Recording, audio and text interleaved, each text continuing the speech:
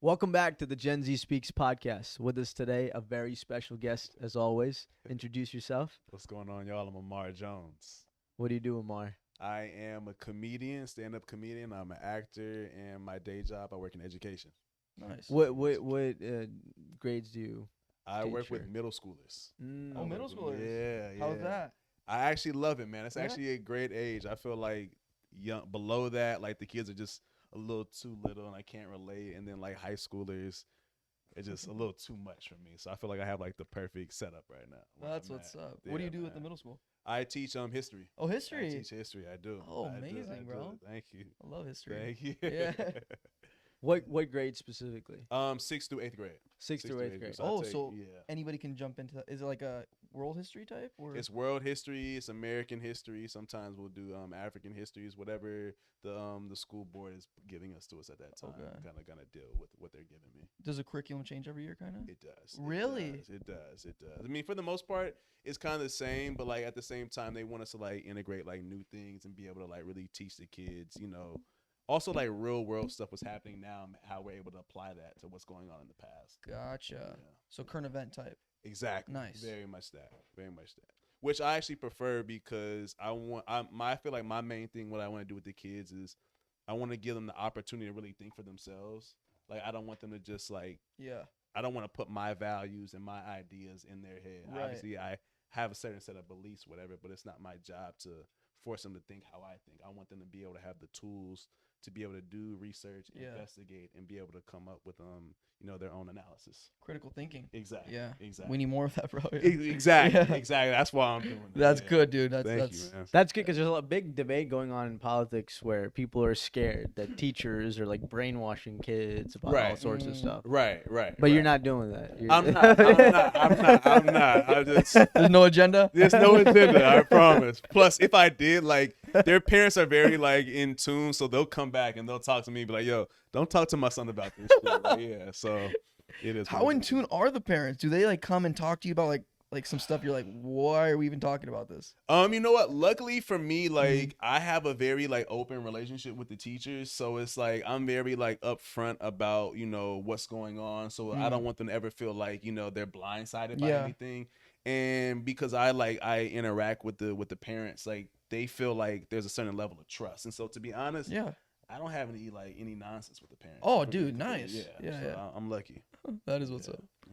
What is it? A public school or a private It school? is a public school. Before I was in the public school, but now I'm in the private sector now.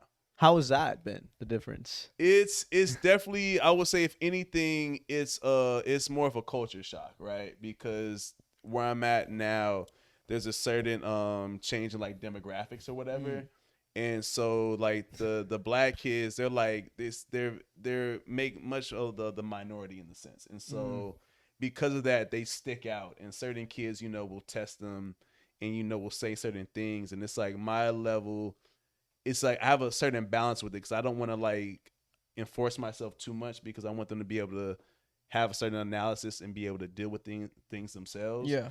But at the same time, like, there's a lot of shit that goes on where I'm like, okay, that's just not appropriate, and no kid should have to deal with this type of stuff. So I do have to step in at some time. Yeah. Yeah. So it's mostly white people. Exactly. the school. Exactly. Yeah. Interesting. Yeah. And- Yeah. Yeah, I do have a question. Okay, I do remember in the 7th grade, Uh-huh. we had this teacher. This is during the 2009 election, right? Okay. And it was like Obama Yeah. versus Romney, right? Right. No. Obama and John McCain, 2008.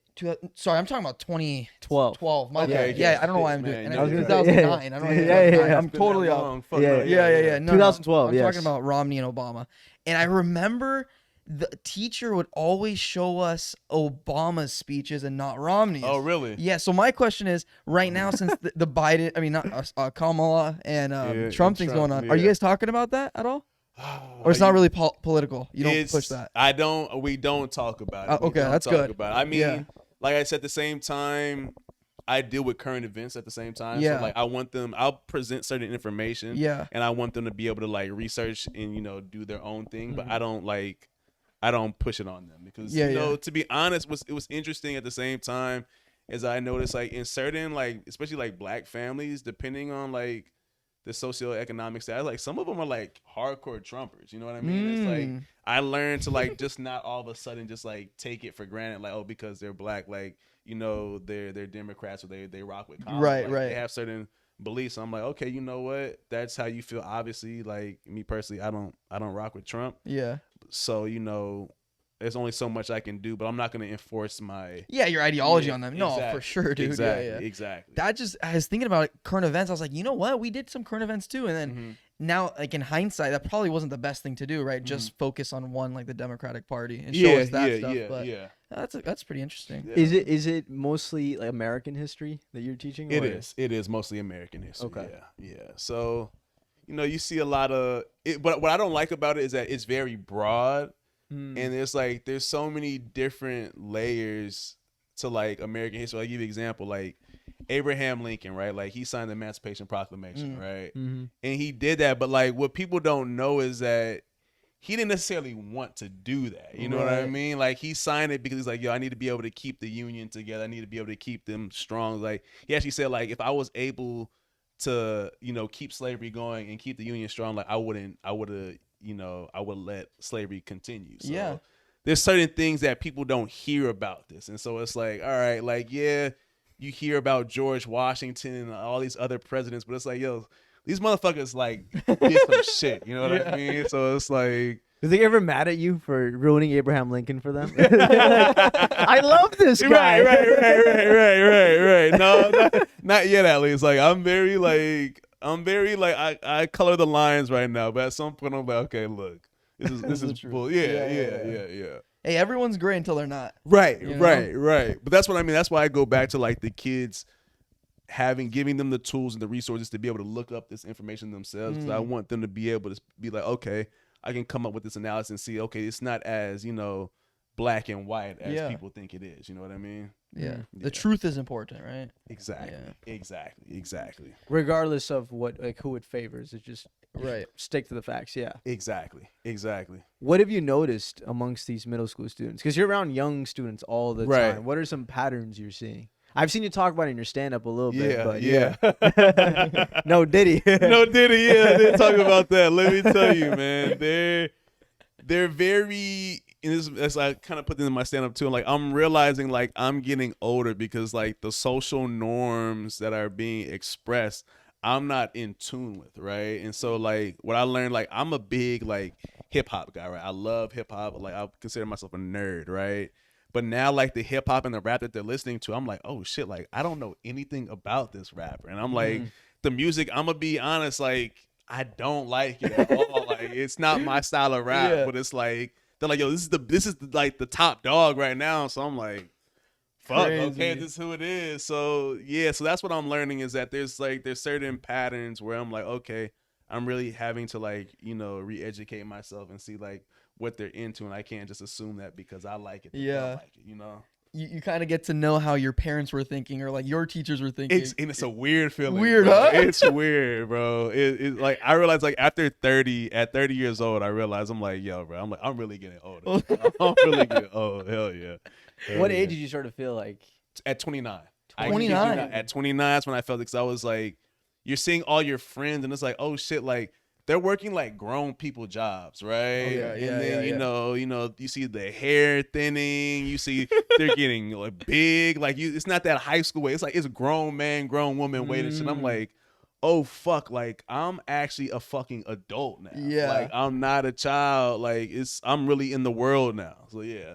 It's a fucked up feeling. I'll say it's crazy, huh? Yeah. You just woke up one day and you're like, I'm 29. Bruh, at 29 is when I start to see things. I'm like, oh shit, bro, you're about to be 30. You're about to see 30. Like my whole world was just like, it's like, how old are y'all now? 23. Okay, enjoy the fuck out of that Yeah, shit. I'm not ready for 30, bro. Bro, you got a long span till you get there. So, oh man, I feel like I'm getting older, man. Yeah. How old like, are you now? 23. 23. Okay. Yeah. Okay. Yeah. Almost 24. this is your craziest year, you think? Yeah, probably the most challenging year. Yeah. This is like, I felt like I don't know. In terms of like age? Yeah. This and 19 has been the toughest. I think. 19? Yeah. Oh no, sorry. When I turned 20. When I Yeah. turned 20. Okay. Yeah. That's my toughest. When I turned 20, that was like, oh man, Yeah. dude, I'd be talking about it for months. I'm like, I'm gonna turn 20 Mm. because like the teen is taken out, right? Yeah. So you start to feel like this is the real deal now. I'm an Yeah. actual. That's when I was like, shoot, I'm gonna be an adult, dude. Yeah. Like, what the heck? Yeah. We were so scared to not be teenagers anymore. We literally jumped off a plane. Like we went Yeah. skydiving. Oh, shit, I think All I saw three that of on us. your Instagram. Yeah. That's cool. That's hella cool. Yeah. Yeah, Damn, you that went was deep in my Instagram. I That's did. why- I gotta make sure. Yeah, this dude did his research. I got yeah. to like, yo, who am I doing the podcast? Yeah. That was like 3 years ago. I had to check. I'm like, yo, He's like, maybe we'll go skydiving I- next. full background check before I step in here. Yeah. That was funny, man. The students, I'm really curious about this because I've heard a stand-up comic. He actually teaches middle school students as well. Okay. And he was telling me his students looked them up on Instagram. Oh, bro. And they like photoshopped his face to like a Are you meme or serious? something. Yeah, bro. So has that happened to you? Like, do they look up your Instagram and they're Let like, me what? tell you, yes and no. So here's my issue is that we have counselors and other teachers who get too comfortable with these kids, Yeah. right? And so they'll follow each other on Instagram. I'm like, bro, like you're That's a grown weird. ass human being. Like, you should not be following a child, right? 12, 13 years That's old. what I'm saying. You get good morning texts from Bro, let John me tell Doe you, from and 6th grade. Right, it's bad. Good Talk morning, on your Mr. story. Jones. Bro, let me tell you. But here's the thing: like, I kept my shit on private for like the longest up until like recent, right? Okay. But it was like so when that initially happened, there was like a student who followed me on Instagram, and I was like, whoa. And then somebody like screenshot like my profile picture, right? Which is like a side, it's like a side view of what I look like, right? Okay. And then they put it like in their little group text or whatever, and I'm like, yo, okay, now we're going too far. But I know they found my profile because they followed one of my coworkers, and I'm like, I had to shut that. I'm like, I had to let them. I'm like, this is why you can't be doing this bullshit, Right. because kids are like, talking about background, so like They're savvy. oh my gosh. Yeah. Oh my gosh. Yeah. And they have all these little fake profiles now. So I'm like, I don't know who's not a fan, bro. You get random profiles following you? Yes, Like- and I'm like, no, like I'm not. I'm shutting that shit down. Bro. I'm shutting that shit down. Dude, I remember in crazy. high school, we had I think our vice principal or something. He was like infamous for taking people's headphones away. And so I remember like our junior or senior year or something like that. They photoshopped his head on Thanos, and then they had the Infinity Gauntlet, and they had like headphones in his hand. That's wild. Really? You remember that? That's No, wild. I don't remember. You that. remember that, right? Yeah. I know who you're talking about though. Yeah. See. See, that is funny, dude. I'm gonna find that picture. Clip that. Fuck, man. Should I say his name? No. No. So what happens if they follow you somehow and do you tell them to like block you or something? Well, I blocked them, but Yeah. like I said, yeah. But like at the same, I have, like I said with the parents, I have the like dialogue with the children where I'm like, we're close enough while still having a certain boundary. Where Yeah. I feel like I tell them like, yo, bro, we're not doing this. We're Right. not doing this, and it's like real matter of fact, and just kind of deads it right there. Yeah. So luckily, I'm grateful where they have a certain level of respect for me where they know that they've crossed a certain boundary. They know Yeah. to go back on the other side. No, it's important, That's man. healthy. That's good. It is, man. Thank Yeah. you, man. Thank you. I mean, dude, sometimes the lines get too Oh, very true. merged, right? Very And then true. weird, dude. Especially today's day and age, things can get too weird. Kids can say some weird shit, Yeah. or parents can assume some weird shit, and Yeah. then game over. Listen, You know? listen, man. Like, kind of to your point, bro. We had one teacher. I don't know if he got disciplined or whatever, but he went away for a little while, and then we found out the reason why was because he would let students come into his classroom and like unbraid his hair. What? That is Yeah, strange. Exactly. Yeah, that is too much. It's a little too much. Whoa. Yeah, it's a little too much, and it happened to another teacher who like, and that like went viral, and he was like trying to condone it, and it was crazy. But yeah, it's like Wow. certain teachers they take it a little too far. Unbraid. You're right. They just get too Unbraid. comfortable. Yeah, They assume the kids Yeah. are like they're yeah, yeah. and it's like no, you don't do that. They're children. You're there to teach course. and educate. What made you want to go into education? So I originally started working as a youth counselor, right? And so I was only there like after school, and it was kind of the same way, like creating relationships with these children, but also like I felt like I had an important role in like developing them. Not obviously their parents, that's their job, but I felt like I had something valuable to teach them. And just coming from like my circumstances, you know, growing up, and certain things that I feel like they should know early on that will help them like succeed in whatever, and just building like self-confidence. And I felt like, you know, in my community that's needed in terms of having like role models and mentorship. And so that's kind of, I felt like I wanted to do that. That's respectable, man. Thank you, man. Thank you. So you enjoy your job? I do, man. You like it? I do. I like it. It's healthy. I'll say, if anything, like the things I don't like is like the administration part of it, because then it's like they're adults, and it's like I don't get, they make it too much of a job, and it's like, you know, they're strictly there to get paid, and it's like you still have a job to like really like uplift these kids, and they lose sight of that, I feel. It's just for the paycheck at a certain point. Exactly.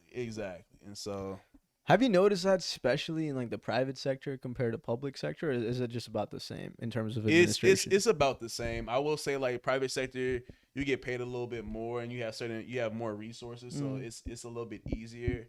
But at the same time, like, there's certain things that come up, especially like when I say there's certain like racial issues that come up with certain these kids. They're like, oh, we're not trying to like, they're not really trying to deal with it. And I'm like, you have to like address it, otherwise it's gonna become a culture where it becomes toxic and a problem.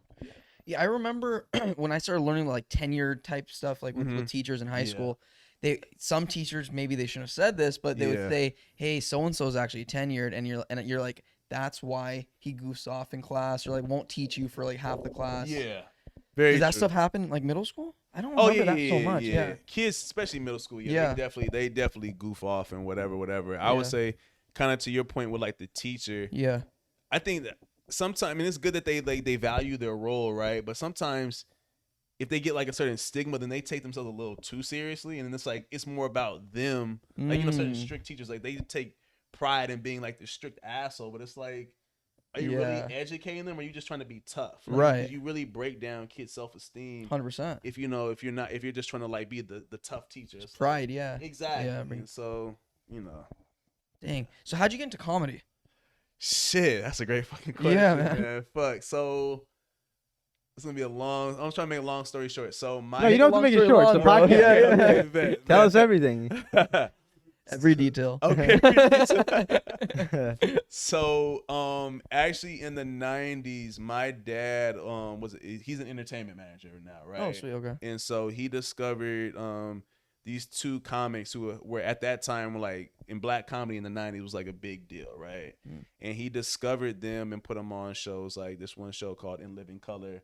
It was a sketch comedy show, and then another sitcom called Living Single, right? And he had clients on there who at that time, those were like big time shows, and they had like extreme, like pivotal roles in those shows. Sweet. So he was really like in that stand up comedy space, like finding people and like developing them and getting them to where they need to be. Yeah.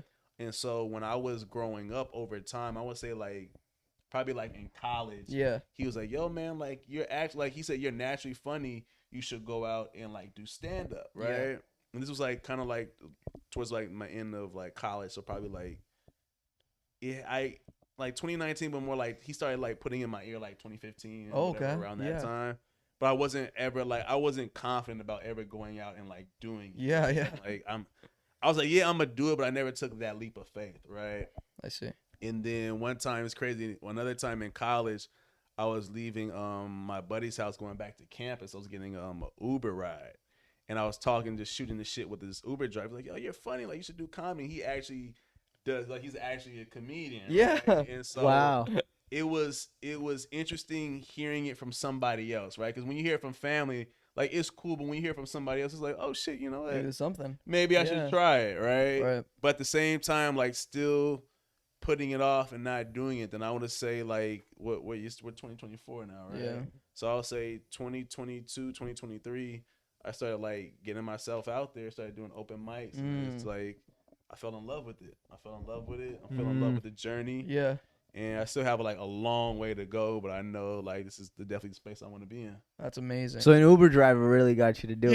Yeah, I know. Right. My dad, he probably wants it to hear that it's him, and partly it is him. Like, yeah. 'cause my dad's like a real strict dude. Like, he doesn't show you like any love unless like you deserve it. But hearing it from the other guy, I'm like, okay, shit. Like, I'm Let's seal the deal. Yeah, exactly. Interesting. Yeah, man. Yeah. Wow. Yeah. Is it tough to balance comedy and teaching?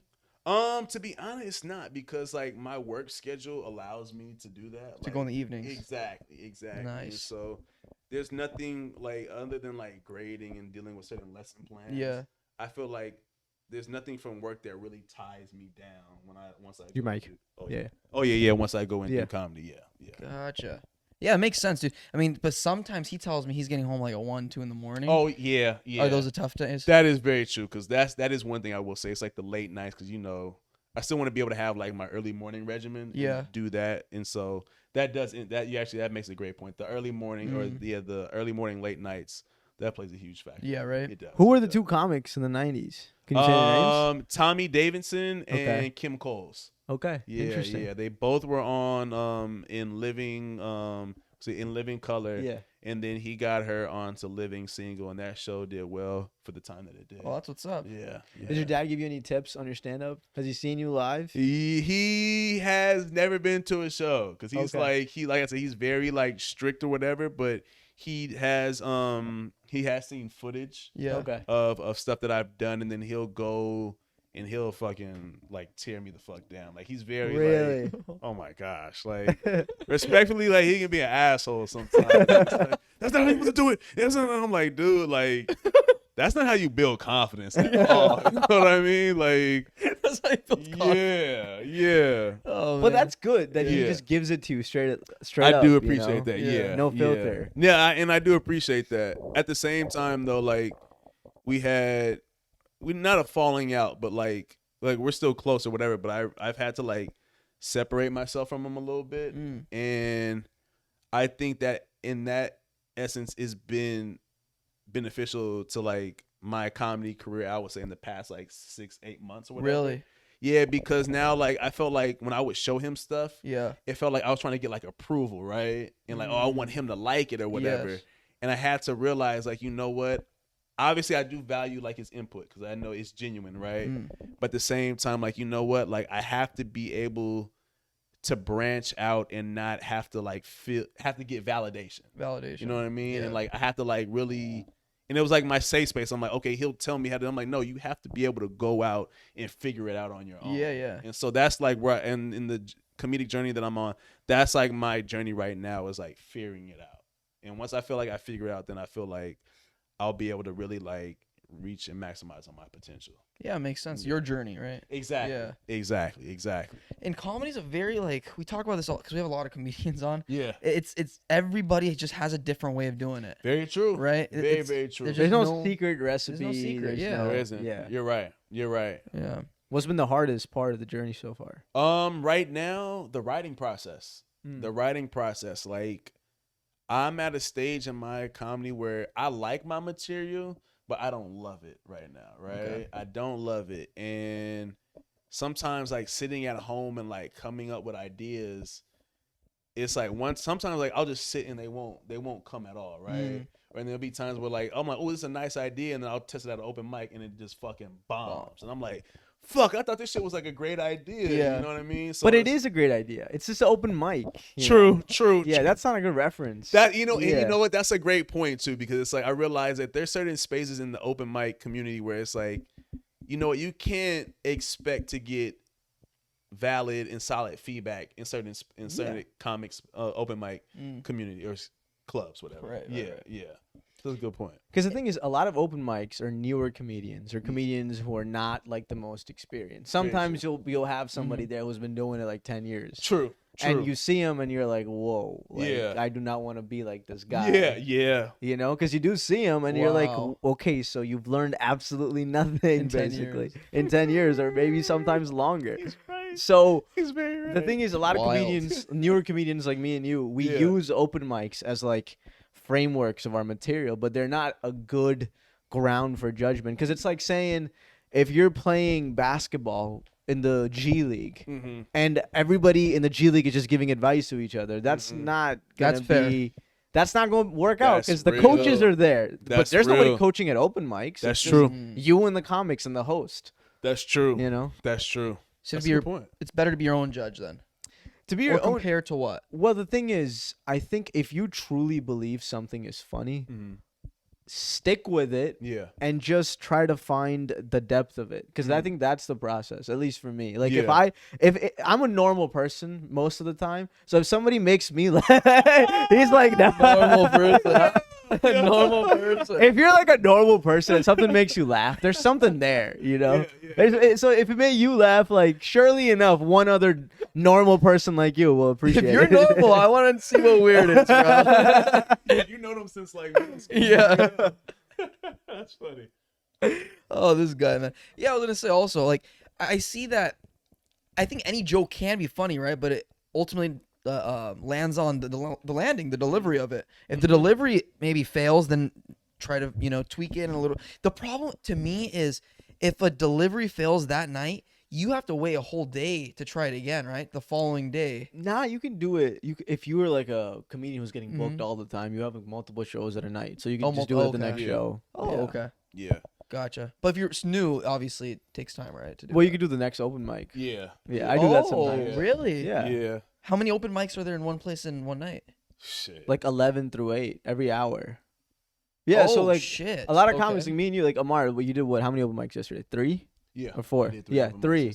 Oh, at the same place. Same place. Yeah. Gotcha. Okay. No, that's what's up then. Yeah, but you have the option like of going like say where we were at yesterday. So when you're done at that hour, you can drive to another one which is like 15, 20 minutes away and go, work on the same joke and new crowd, and then that's what I do like about like the whole stand up community is that like you really have a lot of like unlimited spaces and time to like perform and work on your craft. Oh, that's really good then. Yeah. I was not aware of that. Yeah, that's very cool. But now I'm realizing I used to do like a lot of mics. Like one day I think I did 5 open mics in like one day, and I was like, this is not productive because it was at the same place, and I was like, same crowd then. No, because it recycles every hour. Like newer comics come in, they leave, so it's different. Yeah. But I think as somebody who's new, I think like 1 to 3 mics a day is probably where you want to do. Not more than 3, because then it's just like you're kind of wasting money at that point. Yeah. Because you've already done your set 3 times. Right. Just sit on it, sleep on it, and then work on it. I agree. So when you're doing it at the same that day, you did 5 times in one place. I think I did. Yeah. Whatever. Did you have to pay $5 each one? Yeah. So $25. $25 in one day. There you go. Wow. Okay. Yeah. There's not that many free open mics out there in LA. Yeah, I haven't found it. There was one that we could go to, but there's some. There's some. Really? Yeah, in the OC area, Orange County area more, but that's far for you. Really far for you. Yeah. Well, the Laugh Factory open mic, it's free, but you have to wait in line. Oh, the Tuesday one? Yeah. Yeah, that is one. I actually like that mic. That's a good mic. Yeah. Same with the Improv. Really? Yeah. It's all free. Yeah. Okay. The store is free. Huh. Yeah. But again, these are like the biggest clubs in LA. The best. So it's hard to get a spot. Not just that. It's like you want to go there when you feel like you're kind of ready. That part. I agree. Because if you are doing comedy for the first time with the Laugh Factory, don't do that. Yeah. Don't do that. Bro, because people there actually have some power who are watching you. And if you establish as this guy who just bombs every week, they don't know that it's your first time unless you tell them and you're like, listen, they'll probably tell you do some other mics and when you're ready, come here and then we'll see where it takes you. Like there's literally like at the mic that he's talking about, the Laugh Factory, there's literally a booker there who's watching you, right? And if he thinks you do well, then I think you move on, and I think you're allowed to do like 8 or 10 minutes, right? I think you do like the next open mic, and then next one. If you do, it's the process of the Kill Tony show, right? Like if you've seen the Kill Tony show, you go up there. If you do really good, he'll give you like either a small, either like a big joke book or small joke book, or the guy next to him, I forget his name, Redman. Yeah. He'll put you on a secret show. So the whole point is you have to prove if you kill once, it's not enough. You have to kill twice, thrice, 4 times, 5 times, and then you start to be in the conversation of being a regular. Right. That's cool. Like at the factory, bro, you have to put in like years before you get to be a paid regular. Oh, yeah, that makes sense. Very true. Wow. So do your students know that you're a comedian? Yeah, they do. Really? Yeah. Did they make you do jokes? Like in class? Listen, they'd be like, "Yo, tell us a joke." I'm like, I'm not doing that because for some reason, like, plus I can't say the jokes that I do on stage in front of them. Right? But also, like, I was in the like. Let me tell you how I made fun of you guys. Basically, like you clowns have no idea. Seriously, because literally, like, my main joke is about them. And about them, right? Or at least right now where I'm at, it's about them. Yeah. But going back to what you were saying about like I was in the sauna one time and I make friendships in like the weirdest places, right? And so I met this one dude. He was like, "Yeah," I told him I was a comedian. Right? He's like, "Oh, do a joke right now." And I'm like, "There's like 8 other people in the sauna." And they're like all chilling. Like I'm like, "Bro, I can't do that." I can't. They were like laughing when I said, "Do a joke right now." Yeah, I'm like, bro, like I'm sorry, like I can't do that. For you right now. We're like 120-degree sauna. Exactly. You're profusely sweating. Yeah. That's the most annoying question as a stand-up comedian. Everywhere you go, you tell you're a comedian. Okay, tell a joke right now. Tell us, make us laugh right now. And I'm like, what do you do for work? Doctor, surgery? Can you perform surgery on me? Seriously. Fix my back right now. Seriously. Fix it right now, bro. It's crazy. I'm gonna start saying that. Tell me a joke right now. You've never told a comedian that? No. Dude, I get that question so many times, bro. It's the word. And if you don't do that, see, he's not really about it. He's not really about it. He would make me laugh right now. That's how you know it's a true level of greatness. You're never going to make it. Exactly. You're not funny right now. You'll never be funny. Right. If you can't make my dumb ass laugh right now. Right. I haven't found a good answer. I was thinking about this. Like, what's a good answer? Maybe I was thinking of like a joke to troll them, to roast them. I'm still working on it, but I don't know what to say. I just say like, a comeback. Yeah. No. No. I'm not doing this. No. Well, you could roast them, I guess. You could. You could try to roast them. You could, but then might come off as cringy, right? Roasting. Depends on the roast. If you're like a Tony, what's his name? Tony Hinchcliffe type of roast. Oh, Tony Hinchcliffe, yeah. When I said what's his name, I love that guy. That guy's crazy, dude. He's funny. He's crazy funny though. I seen you roast people like you go after them. So I try to. Yeah. He doesn't fuck around. Like, oh my gosh. There was one time at an open mic, there was like this couple who like literally met that day, right, on some spontaneous shit. Oh, okay. And he just went after the dude, just getting on him. He was like, "Yo, are you a Trump supporter?" I'm like, "Yo, she's hearing all this information for the first time." And he's like, I don't really get into politics. He's like, how do you like? She got mad at him. She was like, how do you not have an opinion on Donald Trump? Really? Yeah. And he was like, well, I don't. Like, I'm from Australia. He was from Australia. And he was like, that's a red flag. Like, the fact that you don't have an opinion on Donald Trump. Right. What the fuck? He tested their relationship, right? Like, everything was going smooth. I ended it, bro. You know what I mean? Like, and it was an open mic. You're not supposed to do crowd work, technically. So my whole set was just like talking to them for the most part. I thought it was great. I thought it was great. I think crowd work, you should do it. If you got it, fucking do it, bro. Hell yeah. I wonder the conversation after how what. I know. I was thinking we never saw each other again. No, they were friendly. They were friendly. Yeah, they were cool. You might just ruin a marriage. So wait, what's your stance on that? Like, if your partner, right, politics say never comes up. Yeah.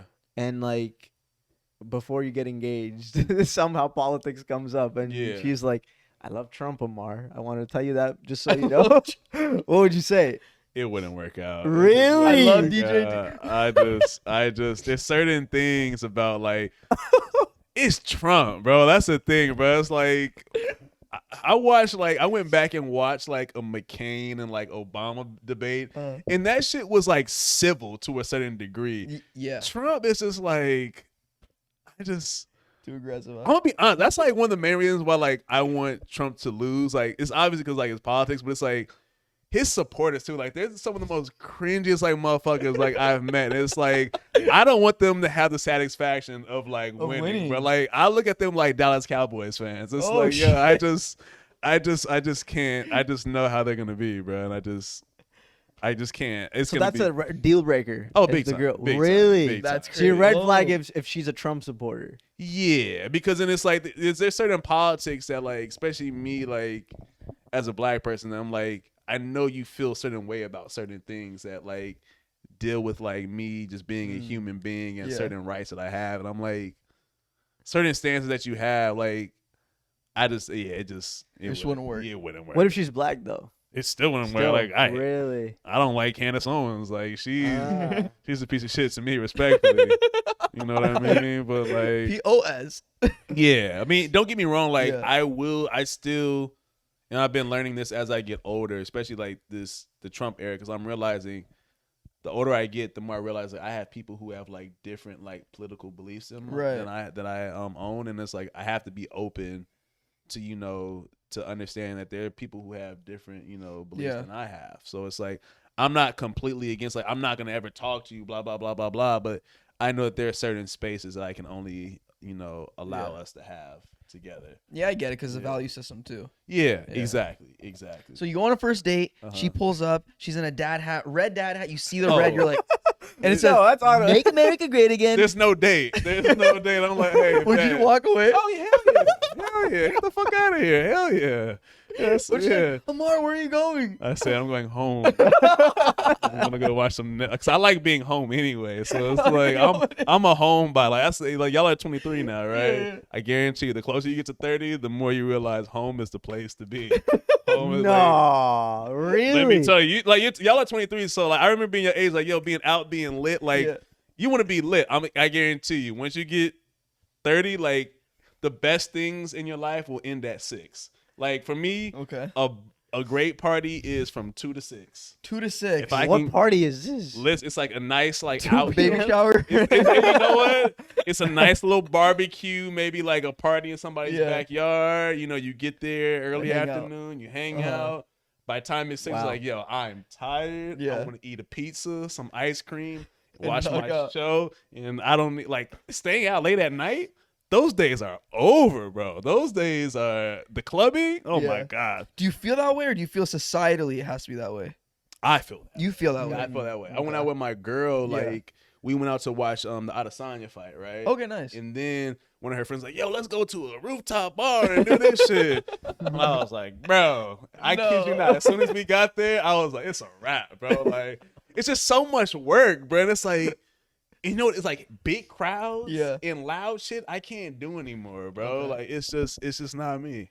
Is it because you did it so much? Is that why? That's another thing. I've done it so much, and like, just old. Yeah, and like, what you're gonna get from it. It's like, it's not much. Yeah, but I'm like, I still think, like, you still gotta have that experience though. Right. If you haven't been out going it, like, do that shit to the max, and then I think to a certain point you're like, you know what? Okay, I don't really want this for myself anymore. Yeah. How was UCLA when you were there? Bro, I loved it, man. Yeah. It was a great experience. I would say, just like, because I transferred from like junior college to UCLA, and I think that whole process of me going through junior college, going through UCLA was hands down, I think, one of the most beneficial experiences I've ever had. Nice. Because it showed me what it is with, how to deal with not having instant gratification and being able to deal with adversity, and learning that, like, tough times don't last. It's just really just like, just going through the mud and just dealing with that shit. And then you realize, like, oh shit, like, I can go through that shit. Right. You know what I mean? And so, like, that's actually, It's huge. That's why I teach my kids. I think that's like the main thing I want my students to know is, like, yo, because they deal with certain things that I can never imagine. And I don't want to, like, project my experiences on them. I'm like, I tell you, like, yo, address this shit head on. Deal with this shit, even if it's uncomfortable. Focus on it. I guarantee you, if you work through that shit, that shit you'll be on the other side of that. 100%. Yeah. I think the older I get too, the more I realize that people don't do that. They don't deal with problems head on, right? And now you're seeing them 40s, 50s, and you're like, dude, this could have been resolved a long time ago. So true. Right? So true, yeah. Yeah. That's a solution. You're literally right, dude. Just like, if there's adversity in front of you, solve it, right? Like, get in front of it. Right. And then life just gets a little bit easier. It does. Right? It does. Because then you can accept that maybe you're not perfect. Very true. Right? And if you're not perfect, then you have to work harder. And if you work harder, better things will come. Very true. Right? I completely agree. Hell yeah. That's the truth. Hell yeah. Or you can just ignore it and just a lot of people ignore it. And it does not go away. It does not go away. So what if a kid like wears a MAGA hat? Well, how would you respond to that? I mean, has it happened? It hasn't happened, to be honest. I can't do anything about that shit, you know. And I'm still like, no, you're professional too. I don't think you'll be like, it's a kid too, so I'm not fucking with that kid. But I know what his parents. I know what his parents are telling him, so I'm like, all right, bet, like, hey, but that's a child. I said, like, certain political beliefs, like, I'm still gonna respect you as a human being, right? I just deal with you in a certain capacity. Just wear a Kamala hat. The next day. Right. Just a meme of Kamala. Kamala poster up in the we did it, Joe. Right. Oh man. What was the adversity, in your opinion, that was the most challenging at UCLA, or just the whole process of college? Shit. I would say I didn't like. I was good. I was terrible in high school, right? Like I was a terrible student. Like I just didn't like apply myself at all. In college, I applied myself, but I didn't really like have any like direction. Okay. And so there was no motivation to like, okay, hurry up and transfer and whatever. And so like it was more about just, finding what I wanted to do in life. Because when I entered like college, I was like, I didn't know what the fuck I wanted to do. I was like, I'll be in sports medicine. I'll study kinesiology. I don't do that now, and I'm so glad because like it wasn't a passion of mine, right? Uh-huh. And so I actually started getting into acting. I joined this acting studio. I loved the fuck out of that. And I actually had like a passion. So I was like, okay, you know what? Yeah. This is what I want to do. But I know like education and finishing this, what I think was beneficial to my life. Right. And so it was more about like just getting through school period, like just the academic side of it. And it was just like really like applying myself. Like I was terrible at math. And so I was like, yo, I have to. If I want to get into UCLA, I literally have to pass this stats course. Like it doesn't matter what my GPA is. If I don't pass this course, they won't accept me next year. So it's like, okay, you know what? Fucking study your ass off. Don't leave this fucking this table saying all these fucking notes until you find some way to get that shit. 100%, yeah. And there was like no way like I wasn't, geology and science, I hated that shit. And then I was a time when my car fucking broke down, right? Okay. And I was taking a summer class, and that shit would it would be like 5 days a week, and it ended at like 9:00 at night, right? And so I had no way of getting home. So I literally was like, yo, but I have to pass this course if I want to transfer. Yeah. So I literally get on a fucking skateboard, and I'm like, you know what? I will skate my ass home an hour till I get there. And it's like little shit like that. It's little things, like I know like people deal with other types of adversity that it's like so much more than what I had to deal with. So I want to take that in consideration. But I know what I was dealing with at that time was real to me. Yeah, for sure. I got to get through this. I got to figure it out. So that was, to answer your question, I know it's a long-winded way, but it's like figuring shit out and finding a way to like just deal with it and make it work. Yeah. That's not a big enough skill like people are dealing with right now. Critical thinking, and then just even more than that, just figuring it out. Yeah. Just figuring life out, right? Yeah. Because shit happens, and then people will cry, or they'll, maybe they were babied and, start crying to their parents, expect for parents to help out, or friends to help out. And that's just not reality. Reality is like you're in charge of your life, right? Very true. You can't burden other people with what you're dealing with. You got to figure it out, and that makes you stronger. And hopefully, you can teach your kids how to be strong like that. Thank you, man. I appreciate that. Yeah. The biggest problem I think people in their 20s face is finding that direction. Yeah, there's so many 20-year-olds out there who don't know what to do with their lives. Very true. They might be at Harvard. They might be at UCLA, USC, the most prestigious of universities, and they're like, my parents or me, I'm taking out this loan, paying hundreds of thousands of dollars, and I don't know if I really want to pursue biology or business. I'm just doing this because that's what I saw people around me do, and I am here, and I don't know what to do now. That's I think one of the biggest struggles 20-year-olds face. I agree. But that is the time to face that struggle. Yeah. Because that's the only time in your life where you can afford to be uncertain. Like, I don't think uncertainty is a bad thing in your 20s. Very true.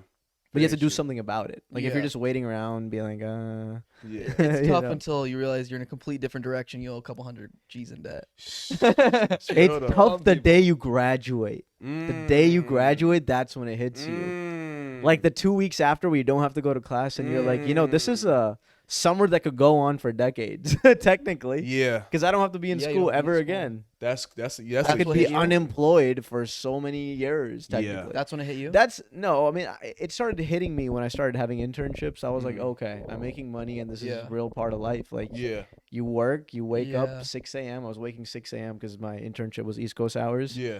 So, and I was like doing like 4 different internships at one time. My senior year of college was insane, bro. I was just making like, I was. Are you fucking serious? Yeah, bro. Like I had like 3 internships, 1 on-campus job. Oh shit. Okay. So like 4 different things I was doing. Yeah. But it was good, like, because I had something to do every day. Yeah, for sure. But I didn't feel like I had everything figured out. Like I felt lost in a lot of ways as well. You felt lost in a lot of ways. Yeah, man. Because I was taking the artistic, similar to you. Like I kind of found the arts my senior year of college. Like I took the acting class, filmmaking or whatever. Comedy I didn't do until I graduated. Okay. But I actually started writing jokes in my senior year. But I felt like what I was pursuing, I was started to question it. Like I was pre-law, and I was like, "Is this what I want to do for the rest of my life?" I was interested in it, but I don't know. You have those thoughts where like, "Is this really what I was meant to do?" Yeah. But I think as long as you try the things that you really want to do, you figure some stuff out, and life just works out. So the goal should be to at least attempt to do the things that you always wanted to do. Like you in 2015 wanted to do stand-up comedy. Yeah. You took some time, but you did it. Yeah. The biggest thing is you did it. People told you you're good, and you did it. Yeah. And a lot of people never do it. That's true. They never do the things that they really wanted to do. Yeah. And they always reflect back and like, oh my God, if I could go back, I wish I did that open mic in 1995. Yeah. When my dad told me to do it, and I never did it. And it's too late. That's scary, man. Yeah. That is scary. You're 45, 50, and that's real. You could have done it. Yeah. A lot of people could have done it, and they didn't. Yeah. Even trying. Like, I feel like for us, like as new comedians, we're failing a lot. Like every day we fail, bro. All the time. It's failing. All the time. And you're questioning. You're like, what? What is this? Why am I doing this? I could do something else. Bruh, something more stable. But that's part of the journey. Once you realize, like, it's like any other job. Like an attorney, you are associate first, then you become senior associate. Good point. Yeah. Then you become partner. Yeah. Then you become name owner, and this all takes like 30 years. Right. Yeah. Stand-up comedy, like we're like barely junior associates, bro. Like we're interns technically. Yeah. I'm an intern. Yeah. I'm an intern. 2 years in, okay, I'm an associate finally now, and then I'll go to become a senior associate. Luckily, hopefully, we'll make partners. Big time. Well, we get to actually make money from comedy. Big time. Big time. It's probably a little more difficult in comedy, right? Because there's no direction. There's no like, none. No senior associate telling you what to do. No one's giving you feedback. Nope. Right. People do give you feedback. Yeah, they I think the biggest feedback is the audience. Yeah. True. But that's what makes it harder because it's democratized. Yeah. Because if you are really bad at comedy, you will know. Yeah. And if you're really bad at you won't know? I think you will. Oh, you will. Some people are in denial. Like somebody who's been doing it like over 10 years. Yeah. Obviously. But so what do you do? You're doing this for 10 years and you could keep failing. And don't stop. If you really believe in yourself. Yeah, I guess so. Yeah. You just got. I feel like you have to have enough presence of mind to know that, like, you have to be like cognizant. That's what it is. Hey, maybe I'm doing something wrong. I can keep doing it, but maybe I should pivot a little bit. Right. I go every week and nobody's laughing. That part. And you gotta ask yourself, like, what's your work ethic outside of doing the clubs? Like, are you at home writing? Are you trying to perfect jokes? Or are you just putting up the same bullshit that you've been putting up? You know what I mean? So, eventually they'll laugh.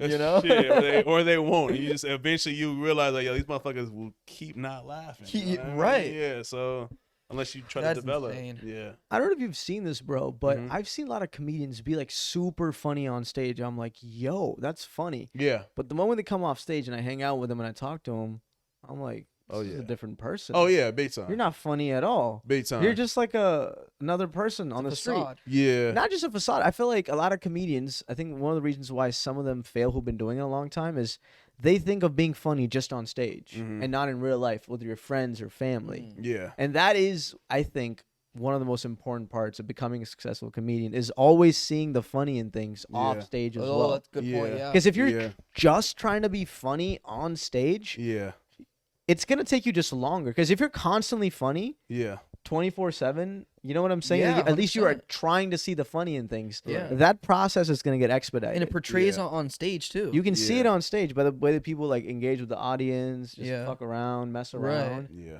But that's hard to do. I understand, like, for somebody, like, I wasn't naturally funny always. Like, it took me a time to, like, really see the funny in everything, right? So, and once you see that, you have to work that muscle constantly, in my opinion. And even more than that, too, I think if you're funny off stage and you're talking to other comedians and the audience members off stage, they'll, like, gravitate towards you. If you're not funny off stage and you're talking to audience members when you're just, like, a normal person, they're not going to remember you. Yeah. You know what I'm saying? So, like, if you're talking to them and you're likable and you're charismatic, maybe your name will be remembered a little bit more. Yeah. I think also another thing to note that sometimes there's a lot of comedians who are like dealing with some rough shit inside once they're off stage, and so like that stage is their avenue to deal with everything that they, just to get out everything that they got dealing with themselves. Because I've seen some people who are just like, I'm like, oh, you got some dark shit to deal with, and it's like, unfortunately, you hear about people who who self harm because it's kind of like a drug in a sense where it's like when you have that high, it's the greatest high that you can imagine. You feel good, but once that shit is done, you go back to having to deal with that same hurt, that same trauma. 100%. And so I think for some people it's a tough avenue to navigate. Yeah, it's not healthy, man. We had a comedian on and he was talking about that a bit. Oh, really? And he was saying that's like the number one thing he would tell people, like, if you have trauma in your life, deal with it first. Yeah. And then once you deal with it, you can make fun of it later. Make fun of it, right? But if your avenue is making jokes about your life on stage to all these people, that's probably not the best thing to do. Yeah. Was it Yvonne? I don't think so. No, it was before Yvonne. Oh, really? Yeah. Was it Ahmed? Who was comedian who told us this? It's very smart advice. Yeah, it was between obviously. But what doesn't matter? Yeah. Yvonne Salas. Yeah. He's good people. I like him. He's a cool dude. Man. Great guy. Yeah. Hell, he's a real good guy. Talk about somebody who went all into comedy. Which episode is that? 26, I think. Episode 26. 25 or 26. 25. Okay. 26 with the Imam. Yeah. I mean, he's a Harvard business grad. I know. And then he's doing all in on comedy. It's I know. Badass. Hell yeah. I respect the fuck out of that. Yeah. Hell yeah. What's your dream for comedy? Like, what's the ultimate dream? Do you dream big when you? Big time. Okay. Yeah. Like, I want to be the best, baddest motherfucker there is. I'm gonna be completely honest with you. I want to be able to. I don't want there to be any barriers into like my potential. I want to be able to do, everything that I have the option and availability to do. 100%. Don't set that roof. Why would you? Right. Exactly. Sky's the limit. Yeah. 100%. But to honestly, like, to be in more depth about your question, it's like, I really want my comedy. I don't want to just like tell jokes like ha ha ha, like it's good, but like I actually want like my jokes to have a social impact as well, right? Yeah. And I feel like as artists, they have the best. What is it? I think they're the ones who are able to like make like real positive change, like a lot in people's lives. Like Bob Marley, like I feel like he was able to set like a tone and a foundation, like with the work that he did. And I feel like certain people, like don't get me wrong, like lawyers, doctors, I think they have like a very functional job in our society, but I think they're very limited in like what they can do. You know what I mean? And I feel like as artists, we're able to color outside the lines and like impact people. Yeah. And so I want I really want my words to like be able to like have an impact. Like that's to be honest, that's actually what I really want from my job. Like, I want my shit to mean something. I actually want to be able to create some type of foundational positive change, because I feel like we're really limited where we are as a society right now. And I feel like we can expand, and I would love for like my work to be able to do that. 100%. That's a crazy part, right? When you're an artist and you have an audience in front of you, right? You're able to tell them something. Your words can mean something, right? Right. And if you can make those words like do good works or be meaningful in their life, that part, dude, that's the dream. Very true. Who doesn't want to make change in this world, whether good or bad? Everyone wants to make change. Everyone wants their name to be heard, or some stamp on this earth. Very true. And it's a cool way to do it. People want to be less alone, and art is that way that makes them feel like, oh, okay, he gets it. Very she true. gets it. I'm not the only one who saw this. Right. Like if you see a comedian have like a really good observation, you'll be like, oh, true. Like, oh, what? Yeah, it was right there. Thank you for saying it. Very true. I'm not a dumbass for believing that, Very true. That's where the real like beauty of art, any art, comes out. Where you make a large amount of people feel like what they were thinking or processing was not just like some crazy opinion or thought. Yeah. Like there was some truth to it, and you make people see their truth in the art that they make. That is interesting. Right. Is that a lot of trial and error, or do you think they just have to be introspective and then realize other people are thinking this too. Honestly, bro, for comedians that look, I'm new to it. Like, I'm not an expert, but I just think sometimes the most simplest stuff is like powerful. Like just observing your own life. Yes. It does. You don't need to be Descartes and lock yourself up in a cave and be like, what's funny about the world? Right. Why not? I'll go to Germany. Yeah. No, that's a good point that you make though, because I've heard I was talking about me writing, like I was stressed over like trying to write something like, yo, it's gotta be complex. I gotta make this shit land. And then like you said, you hear people say like the simplest shit, and it's like motherfuckers will laugh at this shit. I'm like, yo, like it was real straight to the point and basic, but it was like that shit was raw, that shit was hilarious, and it was like you said, it was right there. It was right there. Even stuff about your own life, it's like funny. Like we all do funny things. Yeah. For example, like I have a sugar addiction. We've talked about it on the podcast. But I'm also really conscious of the way I look. So every time I eat sugar, bro, I go to the mirror and I look at my jawline and I'm like, is it still there? Like I do I'm not kidding, bro. You do that. Like after, not every single time, but I'm very conscious. The day I have a lot of sugar on Sundays, I go to the mirror and I look at my jawline obsessively and I'm like, okay, all right, I can afford 2 more Tress lessons. And then I eat more and more and more. And it's just like stuff like that you do. I'm not saying I do this like obsessively, but I do it 100%. Like I'm those dudes on Instagram looking like, dude, I still got it. Yeah, like, I still look at that. Honestly. At least you admit it, man. Yeah, I admit it. But I'm saying like stuff like that, right? Like on the surface, you're like, what is something retarded? This is something like might be like social whatever. But I'm sure somebody out there, some goon out there definitely does this. Oh, yeah. That one, I don't know. So you might be alone on that one. I'm telling you, thousands of kids probably do this, bro. No, I'm sure people do. Instagram, Well, I think that's going to kick into a lot of people are self-conscious, right? Very. Big time. That's where it'll hit them. Maybe It's all Mark maybe don't Zuckerberg's check fault. their- Yeah. Well, It's his fault, man. that's human nature, but I think people always self-conscious. Think about it, because he was so self-conscious of himself. That's why he made Facebook. Because he was just that guy. Yeah. He is that guy, bro. He is, dude. He is probably the jawline guy. Yeah. Hey, he's trying to make himself like the guy right now. Like He's the cool trying to guy. be cool. Yeah. He is. What? No, go ahead. No, you're gonna say. What's like your go-to, like your sugar like craving right now? Like, what's the thing that is there like one specific item where? It's everything, bro. It's everything. Okay, well, I just had a chocolate croissant before this. Okay. I did. Yeah. That's Chocolate. Oh, heat it up. Yeah. It was nice. Yeah, it was nice. Yeah. I like everything chocolate related. Really? Okay, bad. I love chocolate as well. Yeah. Dude, you know what's really good ice cream? I'm like on right now. What's up? Handel's ice cream.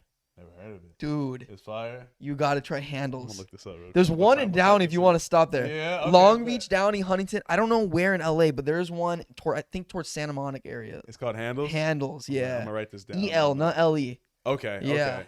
Have you tried this place? No, Definitely. I don't want to go. Chocolate I'll be a ice regular cream, at this It's place. good, dude. I'll help support their business way too much. Oh, man. It's like really goodly. It's really good priced, and the quality is probably the best quality ice cream I've had at a spot. Yes. Oh shit. Better than Salt and Straw. Yeah. Salt and Straw's good. Salt and Straw is good, but the quality it handles, it's like I feel like I'm eating butter, dude. Really? Yes. Woo. Insane. Ice cream's like my weakness. Right Oh, now. dude. I'm gonna be honest. Yes. Yeah. Have you I love had ice cream. Van Leeuwen ice cream before? No. Where's that at? They got like different like chains around. What is it called? Van Leeuwen. It's Van like, Leeuwen, okay. Yeah, it's like I forget how they like it's Van VAN, but the Yeah. Leeuwen is like LEUWEEN. It's fire. Like that. Bruh. They have this one flavor called honeycomb. Honeycomb. That shit is amazing, bruh. Gotta try Van Leeuwen. Yeah, bro. Tap in. Like, Yeah. You get Van Leeuwen, I'm gonna get Handles. There we and go. We'll come back and we'll compare. You'll compare. I'll get both. I'll try both of them. Twice each. Hell yeah. Speaking of desserts, real quick, what's that place we went to, the cookie spot? Do you remember? It's near UCLA.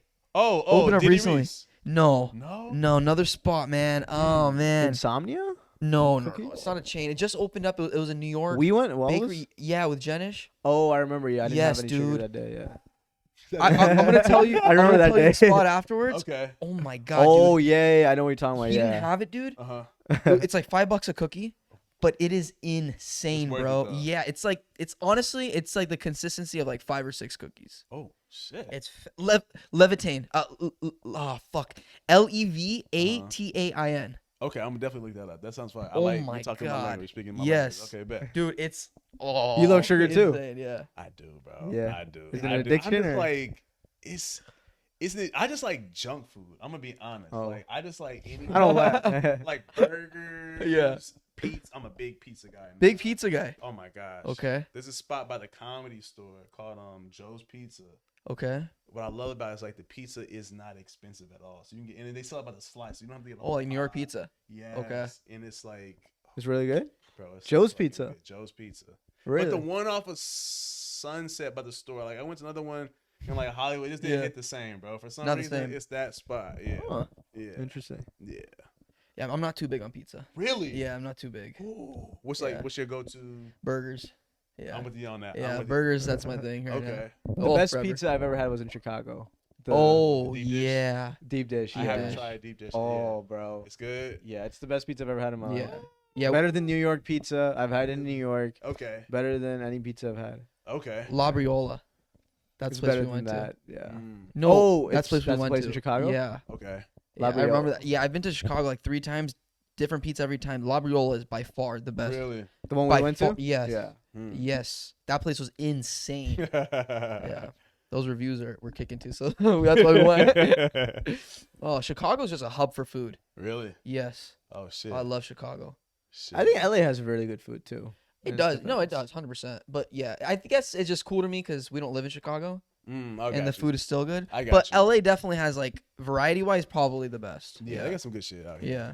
What's your favorite like burger chain out here? Oh man. Yeah, I know you get that question. Yeah, I do, dude. I don't have an answer. I got you. Yeah. I got you.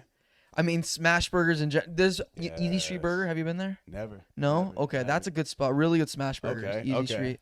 Really cool story. Have you guys been to McDonald's? McDonald's. Not my favorite. Not my favorite. I have been boycotting fast food, dude. Really? Yes, bro. I'm done. I'm actually done. Really? No. Okay. Send you. No. Yeah. Really?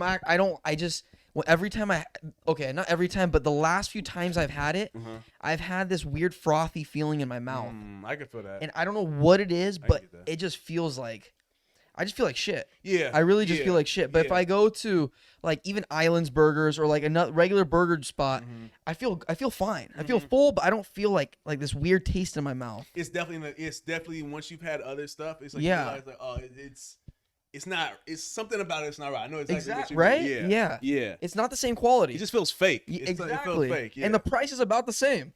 Yeah. So it's like, why am I gonna waste my money at McDonald's? Dude? That's a good point. Yeah. Or it's because you haven't worked out in 2 weeks. I haven't worked out in 2 weeks. Yeah, I think it's that. That's the reason. No, I haven't had fast food in like over a month. 2 months. Really? Yeah. Oh, shit. I had Jack in the Box one time with my girlfriend, and we both woke up feeling like crap, dude. Yeah. I had this frothy feeling. I had to shower, and I had to brush my teeth. I just felt like shit. Dude. Yeah. I had to like clean myself up. Yeah. I eat everything. I have no filter, bro. I had to, dude. I'm not even kidding. I had to brush my teeth, bro. I had to drink like 2 cups of water. I just did not feel good, bro. What? What'd you have in Jack in the Box? It was like their smash burger type thing. Okay. I don't know what it's called. I think it's a Smash Jack or something like that. Smash Jack. What's that? Dude. Right. Felt bad, bro. I had to shower. You had to shower. You know the meat sweats? Meat sweats? Have you ever heard that? Or No. felt that? You know when you eat too much meat and you start feeling kind of like No. Oh shit! You know what's when crazy? you, like maybe too big of a steak. I feel like if I get bloated and shit, I do feel like certain things like that. Your heart kind of feels like a lot of cholesterol. No, I can't say. You can't say that. I just feel like in my gut. In your gut. Like, I just feel heavy. Okay. Yeah. So the meat sweats is like when you feel like you've had like a lot of cholesterol and you literally feel like you're getting sweaty. You're not actually sweaty. Oh shit. But you feel like you're getting sweaty and you feel like you're getting hot. Oh Jesus. That's how I Christ. felt. I was trying to compare it. The but next yeah. day? I should, Wow. Yeah, next morning because it was that night. You should never have fast food ever again, I'll bro. never have. Nope. Sorry, Jack. Sorry, Jay. Jack. Man. I think that's a good note to Yeah. end the podcast. What else do you want to say before we world. go? To the world. A message maybe to your students if they're listening. We talked about earlier, man. Like, if you find what you want in this world and go get that shit. That's really what it is. Find what makes you happy, what makes you passionate. Surround yourself with people who love you, and live your fucking life. Like, really go get that shit. Yeah. Wait, I want to ask a corny question. Yeah, what's up? We should start asking this to everybody, every guest. What's up?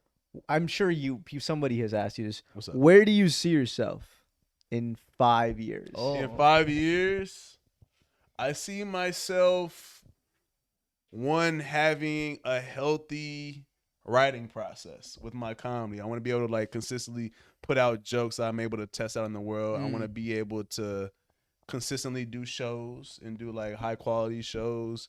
And also I have a show that I'm writing. I would like for that to be complete, and I would like for that to actually like, you know, have some like real professional eyes on it to where it can go out in the world and, you know, really be on a platform where I would like for it to be. Nice. So it's special. Yes. Hopefully, God willing. Yeah. In 5 yes, years. most definitely. Most definitely. Come 5 years, bro. Most definitely. Yeah. Let's do it. Let's make Are it you ready happen. for kids? Oh yeah. Do you see yourself as a father in 5 years? I see myself as a father, not right now. Not right now. Luckily, like my girl, she's like, yo, like we're not having kids right now. So I'm like, great. Like I don't have to worry. I don't have to stress. Like we're all in the same video. But yeah, most definitely, I would love to have kids. What about marriage? We're asking all the time, all the tough questions at the end. Here's the thing, you know what I mean? Like, damn. Luckily, she's on the same page about this with me. I would to. Lucky guy. I'm like, listen. Like, I found somebody cool, so I'm like, I'm rocking with you right now. Sir. But don't get me wrong. I would like to be in a partnership, but I don't want to necessarily be married because that's like when the government gets involved, and it's like now you're legally bound to somebody. And I don't. Beautiful. I don't. Shit. That's when shit gets complicated and shit. Like money gets involved. You got to go through certain hoops where it's like, if I don't want to be with you no more, then I can just say, hey, devout. You know what I mean? I would like that freedom, but yeah, I'm open to it. I'm definitely open to it for sure. So kids, but no marriage. Kids and possibly marriage. Possibly marriage. Okay. Or just a nice partnership without any ties. Nah, your kids are not. Nah. I'm stuck for a lot. Like, once you have kids, you're kind of stuck. Yeah. I'm gonna see this person every day. Yeah. Regardless, you break up with them or not. They're still gonna be around. That's true. That's true. Oh man. Yeah. I just want to say before we go, I think it's important to dream big, whatever your dream is. Big time. Like you want to have a special in 5 years, God willing. I think it's Andrew Schultz talked about this, and I heard him talk about it when I first started stand up. He said, I started dreaming stadiums. Yeah. I started seeing, like, really envisioning myself opening up like Madison Square Garden. Like that was his dream. And I heard him say that, and he was like, if you don't dream like that, you're not gonna make it that far. Yeah. It's something you have to do, and he's right, because when I first started doing stand-up, I was kind of just doing it as an exercise to just be more comfortable on stage. Yeah. To help with some other artistic stuff that I was doing. Yeah. And I stopped doing stand-up for 6 months. And then I finally, when I got back into it, I like took it seriously, and I wanted those big things. Yeah. And it made me be more committed to it. Right. Like it makes sense why if you don't dream big, you're not gonna be able to get where you want to be. So you have yourself to dream out. Yeah, you have to like don't put a cap on your potential at all. I completely agree, bro. It's like you gotta dream big and like set like these milestones and have this vision you want for yourself. Like I try not to like say it to people because like I don't want to like appear cocky and shit, but it's like I know there's certain things that I can and will achieve in this world, and so it's like, but like you said, you have to set that vision for yourself. That way, you know, you can actually like see it and actually go for it and like do everything that you need to do to make sure that shit actually fucking happens. Like don't like you see it, go for that motherfucker. That's right. Put in the fucking work. Yeah. Work in silence. Yeah, exactly. I guess in stand-up it doesn't work. You have to have laughter. You gotta hear some sound, some output. Hell yeah. Operate in laughter. How about that? Yeah. Hell yeah. That's right. All right, thanks for coming on. Thanks for having me. Appreciate you. Man. I really enjoyed this shit. This was fun. Yes, it was therapeutic. Therapeutic, right? Hell yeah. Free therapy. Hell yeah. I'll take it.